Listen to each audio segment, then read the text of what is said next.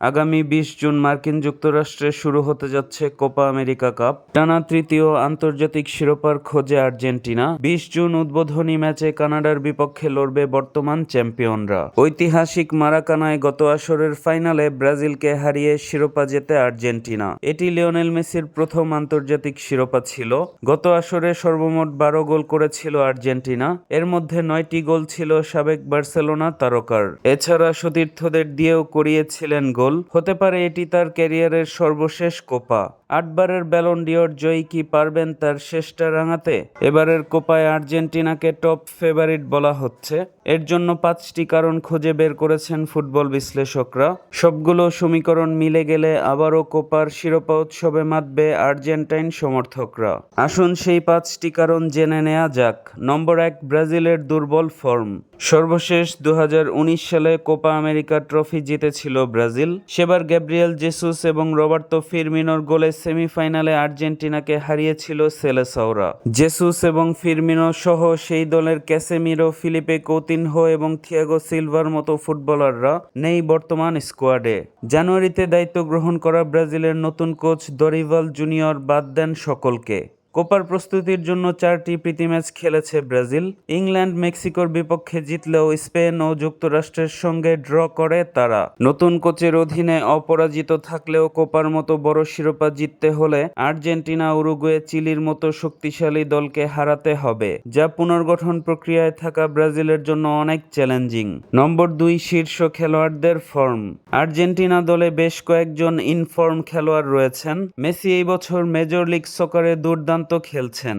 ইনজুরিতে থাকার পরও 12 গোল করে আছেন গোলদাতার তালিকায় শীর্ষে। এছাড়াও সাম্প্রতিক সময়ে জাতীয় দলের জার্সিতে বেশ উজ্জ্বল অ্যাঞ্জেল ডি মারিয়া। সর্বশেষ ইকুয়েডরের বিপক্ষে তার গোলে ম্যাচ জেতে আর্জেন্টিনা। অ্যালেক্সিস ম্যাকঅ্যালিস্টার গত মৌসুমে লিভারপুল জার্সিতে মুগ্ধ করেছেন। ম্যানচেস্টার ইউনাইটেডের আলেজান্দ্রো গার্নাচো, হুলিয়ান আলভারেজ আর লাউতারো মার্টিনেজরাও আছেন দারুণ ফর্মে। নম্বর 3, এক্স ফ্যাক্টর মেসি। মেসি আর্জেন্টিনার গুরুত্বপূর্ণ সম্পদ। কোপা আমেরিকা জয়ে তার পারফরম্যান্স মহা গুরুত্বপূর্ণ। গত আসরে জেতেন সেরা ফুটবলারের পুরস্কার। ৩৬ বছর বয়সী এই মহাতারকা বিশ্বকাপে দুর্দান্ত খেলেছিলেন।